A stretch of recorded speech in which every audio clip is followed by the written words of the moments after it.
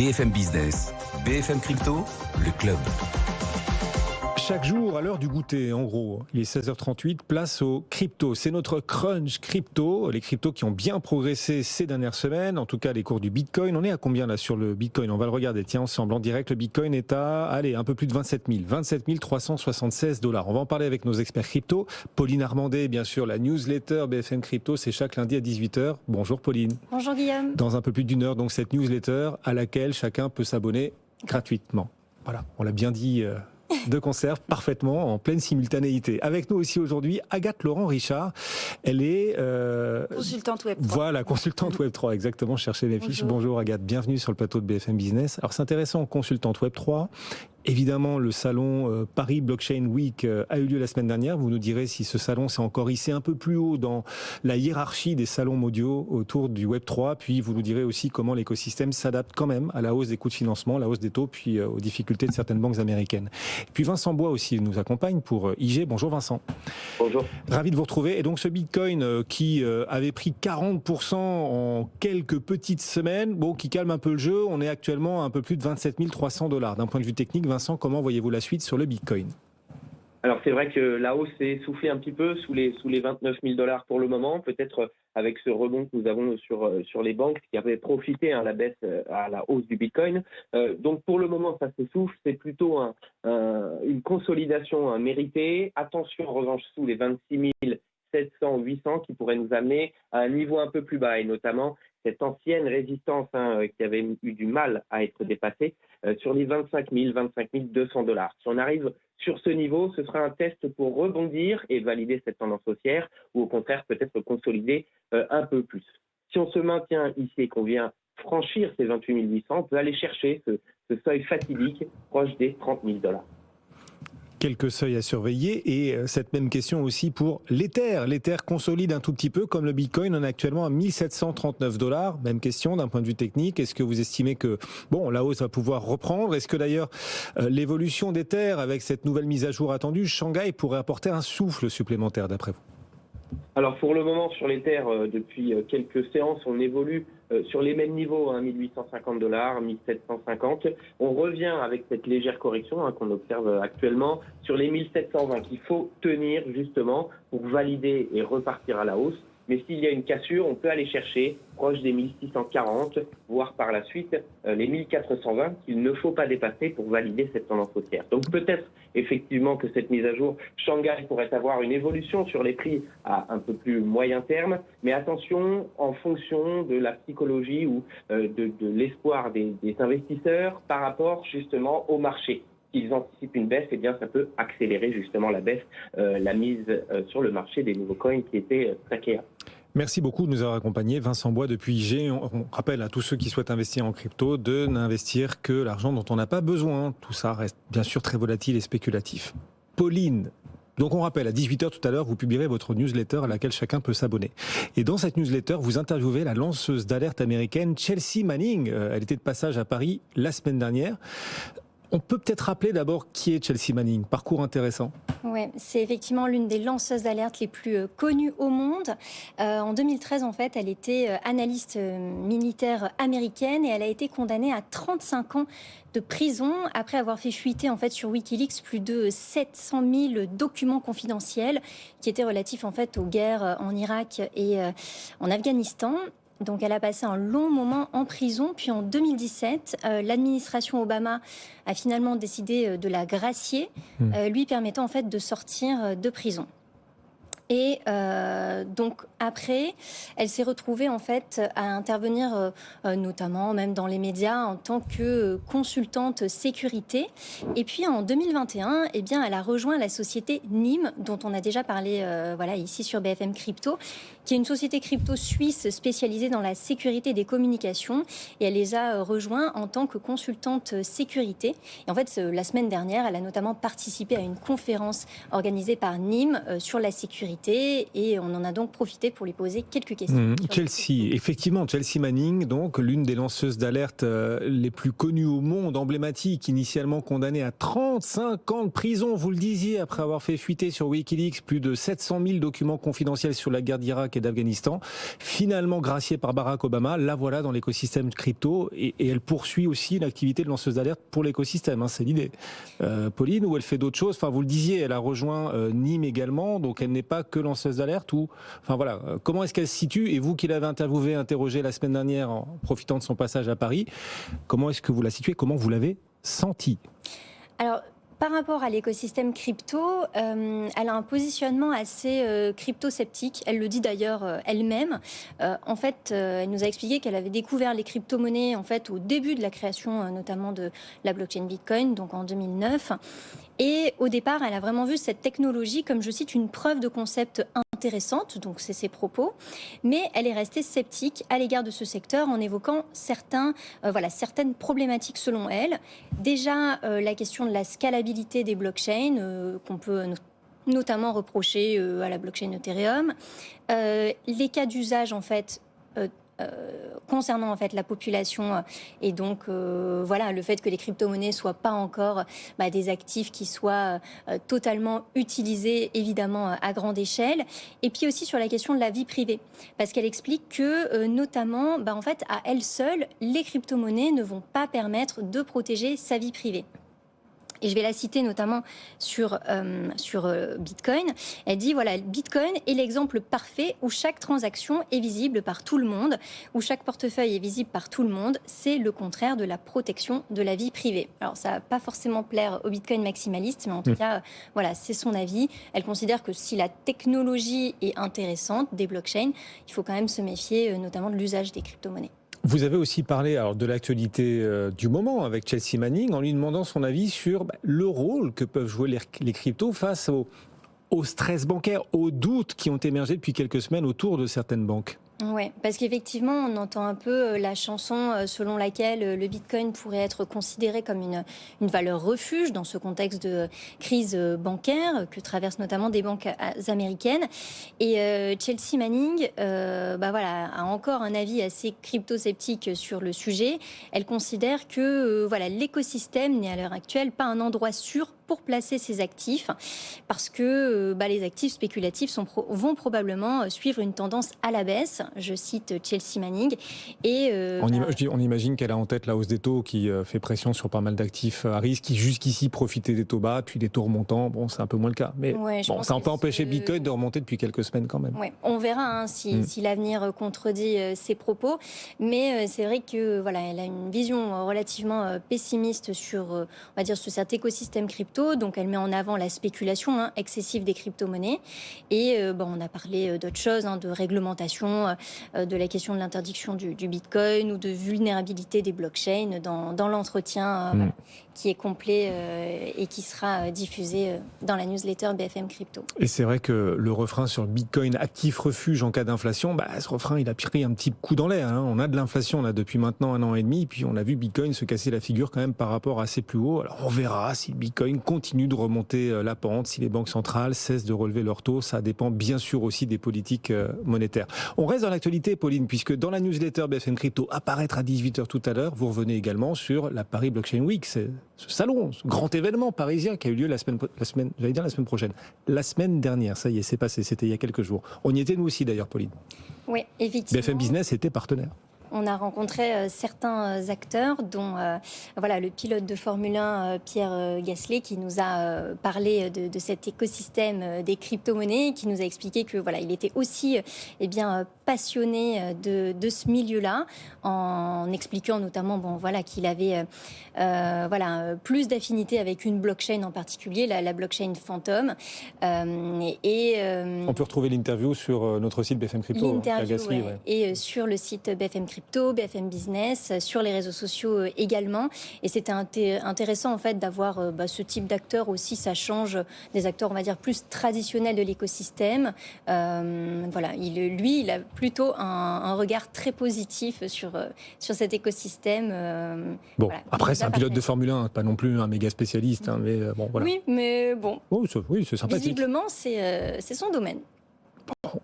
Très bien. On recevait aussi le patron de Circle, bien évidemment, Jérémy Allaire, qui était notre invité. Là aussi, on peut retrouver bien sûr le replay sur notre site BFM Crypto ou sur nos différents réseaux sociaux. Il y a la chaîne YouTube aussi BFM Crypto qu'il ne faut pas oublier. Agathe Laurent Richard, vous êtes donc consultante Web3 et bien sûr, vous étiez aussi à la Paris Blockchain Week. Vous l'avez suivi de près, de l'intérieur même. Quel bilan tirez-vous ? On parle toujours de Paris, la place la plus attractive en Europe. D'ailleurs, Circle a annoncé qu'il voudrait faire de Paris sa porte d'entrée en Europe, son hub européen. Après, déjà Binance ou encore Crypto.com, c'est bon signe pour Paris. Est-ce que vous estimez que cette édition de la Paris Blockchain Week a, elle aussi, montré la montée en puissance de Paris et de la France ? Oui, je le pense sincèrement. Déjà, c'était une très belle édition. Moi, j'ai eu la chance de participer à celle de l'année dernière, donc j'avais un élément de comparaison.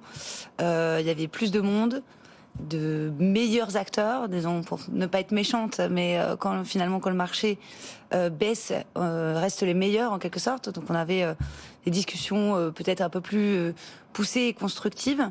Il y avait une superbe ambiance et en effet, plusieurs acteurs ont prononcé des phrases en faveur de la France. Alors est-ce que ce sont des effets d'annonce ?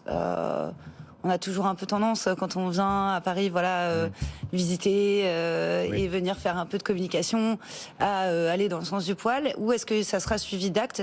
C'est à suivre sur les prochaines semaines.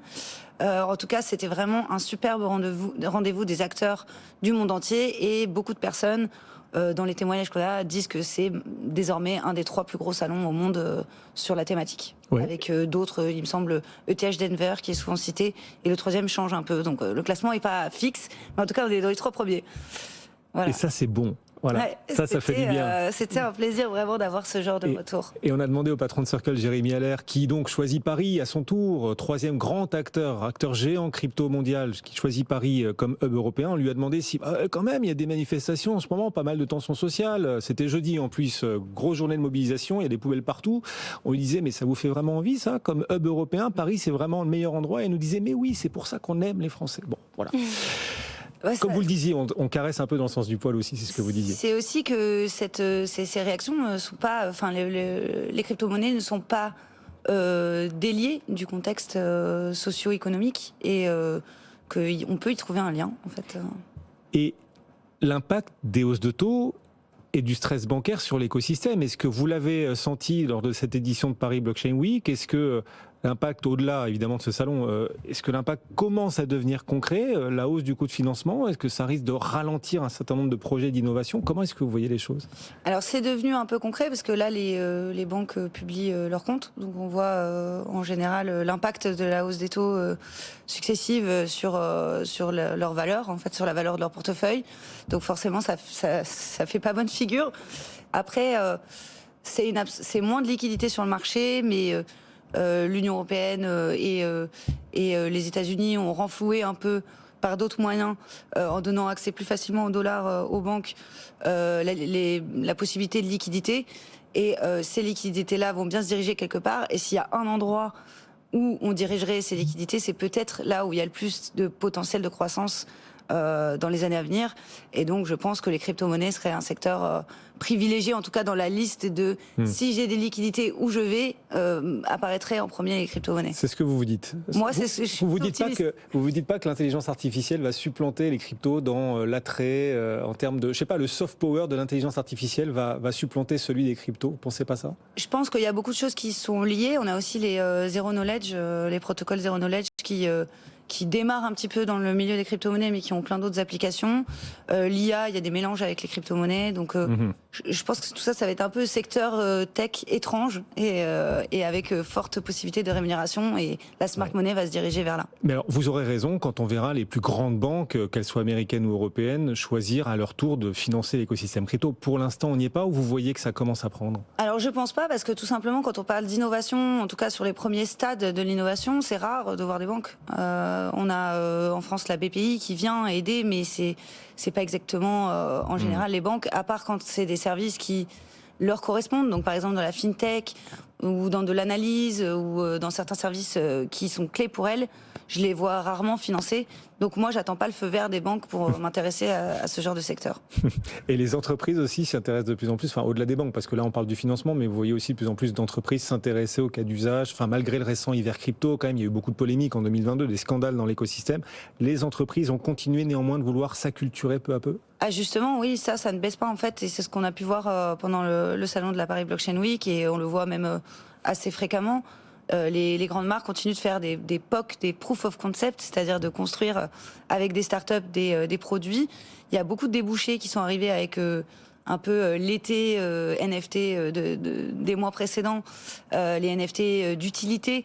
Il y a plein de choses qui sont en train de se créer et qui ont un lien avec le marketing et qui vont pouvoir amener de la mass adoption derrière. Donc, comment on pourrait dire ça, le fait que des consommateurs finaux nous rejoignent, et ça pourrait passer à travers les marques, et donc elles continuent d'être intéressées effectivement. Alors, on rappelle, Agathe Laurent-Richard, vous êtes consultante Web3, vous avez une vision très panoramique et transversale de cet écosystème. Est-ce que vous pouvez, pour ceux qui ne seraient pas encore complètement convaincus, et ils restent malgré tout assez nombreux, nous apporter des idées, le cas d'usage tellement parlant et convaincant que forcément ceux qui vont vous écouter vont se dire « mais oui, bien sûr, le club BFM Crypto, c'est indispensable pour préparer mon avenir ». Alors moi franchement, tout simplement, ça peut paraître vraiment, c'est le plus simple, les NFT tout court, avant même de vouloir y mettre des utilités ou ce genre de choses, c'est quand même la possibilité de transférer quelque chose qui est digital, donc par exemple un texte. Jusqu'à maintenant, il pouvait être copié 1000 fois, on pouvait exactement, en trichant, en hackant, reproduire la même date, le même titre et faire semblant que c'était le même auteur. On peut quand même la créer une authenticité. Donc ça peut être des clés d'accès à des concerts, ça peut être tout un tas de choses. Et toujours la même chose. Digital toujours les concerts, toujours l'art. Enfin, la vie n'est pas que concert et art. On adorerait vivre d'amour et d'eau fraîche, mais il y a d'autres secteurs qui, pour l'instant, enfin, quand on nous parle des cas d'usage des NFT, on nous parle souvent, oui, les concerts, l'art. Il n'y a pas d'autres en fait, idées. C'est tout simplement. Même si c'est bien et important, évidemment, et puis pour les droits d'auteur aussi. C'est tout simplement aussi, je vais parler encore de quelque chose de simple et qui existe et qui va être optimisé, j'imagine, pendant les mois à venir, et c'est en cours. C'est le fait de pouvoir faire des emprunts et des prêts sans intermédiaire de confiance. C'est-à-dire qu'on vient déposer du Bitcoin dans ce qu'on appelle une pool, donc une piscine si vous voulez, et puis on peut emprunter des euros avec. Au final, on passe par plusieurs étapes. Ça, c'est toujours un petit peu compliqué à faire pour monsieur et madame tout le monde, mais il faut pas grand-chose pour que ce soit accessible. Et la garantie, c'est ce qu'on dépose. Donc voilà, si on n'a pas remboursé son emprunt, c'est perdu. Et c'est quelque chose qui est très difficile à faire là aujourd'hui dans le monde réel, et qui va permettre aux gens de faire un petit levier pour financer une petite chose dont ils ont besoin rapidement. Pauline. Sur les cas d'usage, peut-être en lien avec les crypto-monnaies, c'est vrai qu'on voit aussi quelques enseignes, notamment proposer du paiement ou de l'achat en crypto-monnaie grâce à certaines solutions. Elles ne peuvent pas le faire elles-mêmes, mais c'est vrai que quand elles passent par des solutions type Lidzy ou alors Binance Pay pour pouvoir connecter son portefeuille crypto et pouvoir payer directement en crypto-monnaie, on voit ça un peu émerger. Alors pas mal sur Paris, on avait vu une pharmacie parisienne proposer ce type de paiement, quelques autres enseignes type poissonnerie et autres. Ça commence à émerger en termes de démocratisation, mais ça reste quand même très... on n'a pas plus de 50 enseignes qui acceptent les crypto-monnaies aujourd'hui en France, mais ça commence. Et le problème que ça résout dans ces cas-là, c'est clairement juste qu'on n'a plus besoin de passer par 15 intermédiaires. En fait, ça va beaucoup plus vite. On ne se rend pas compte des économies qu'on va tous faire. Et l'euro numérique va régler ça aussi. C'est l'euro numérique qui permettra de faire tout ça directement et sans intermédiaire demain, non ? Oui, si, il y a un intermédiaire. Là, en l'occurrence, c'est la Banque centrale et c'est elle qui va décider l'émission. Donc, c'est pas le marché. Donc, c'est beaucoup moins libéral, beaucoup moins attrayant pour moi, en tout cas. C'est ça. Les évolutions réglementaires. Alors, on voit qu'il y a une forme d'aléa, d'incertitude réglementaire aux États-Unis, qui a désormais un peu moins en Europe. Est-ce que vous pensez que ça va pousser de plus en plus d'entreprises mondiales de l'écosystème vers l'Europe ? Alors c'est apparemment ce qui a été dit par Jérémy Allaire, qui était vraiment pas content contre les États-Unis. En effet, c'est pas malin de la part des États-Unis, en général d'un pays, de mettre une régulation trop stricte ou injuste, parce que on part très vite en fait. l'argent dans les crypto-monnaies va très vite d'un pays à un autre, donc l'innovation aussi. Voilà, il faut un juste équilibre entre réguler pour que des entrants soient rassurés, backés par leurs investisseurs, et pas trop strict pour éviter qu'ils s'en aillent, voilà. Tout simplement, voilà. Et puis à ceux qui se disent « Ah, mais Guillaume Samrer, il insiste toujours sur les limites, les cas d'usage ». Non, mais on sait, bien sûr, c'est pour provoquer, voilà, je me fais l'avocat du diable à chaque fois, mais bien sûr, le Bitcoin, en termes de transfert, c'est beaucoup plus rapide, c'est gratuit surtout, il y a une transparence, etc. Sur Ethereum, Ethereum pourrait être relativement utile, par exemple, dans le droit, une utilité juridique pour les notaires, par exemple. Enfin voilà, pourquoi pas les tokens immobiliers demain. Je vous vois faire la moue, Agathe, mais ça fait partie des cas d'usage possible malgré tout. C'est le cas. C'est le cas. Ouais. Et ça sera plus rapide. Et c'est un petit peu comme dire que on a déjà un shampoing et un après-shampoing et on veut pas prendre un 3 en 1, quoi. C'est peut-être pas le meilleur exemple. Là, j'y avais pas pensé, mais oui, c'est parlant. Merci de nous avoir accompagnés. Merci beaucoup. Merci Vous beaucoup. Êtes consultante Web3, Agathe Laurent-Richard. Pauline Armandet, bien sûr, la newsletter de BFM Crypto, tout à l'heure à 18h, comme chaque lundi. Et donc, cette interview de l'une des plus grandes lanceuses d'alerte mondiale, Chelsea Manning. Dans cette newsletter. Merci Pauline. Et donc à tout à l'heure pour la publication à 18h. On remercie aussi Vincent Bois qui nous accompagnait depuis IG. Dans un instant, la séance du jour en direct. On se reconnecte au marché financier traditionnel. Le CAC 40 est en forme à l'entame de cette nouvelle semaine. Il gagne près d'1%. À tout de suite. BFM Bourse, vos placements, nos conseils sur BFM Business.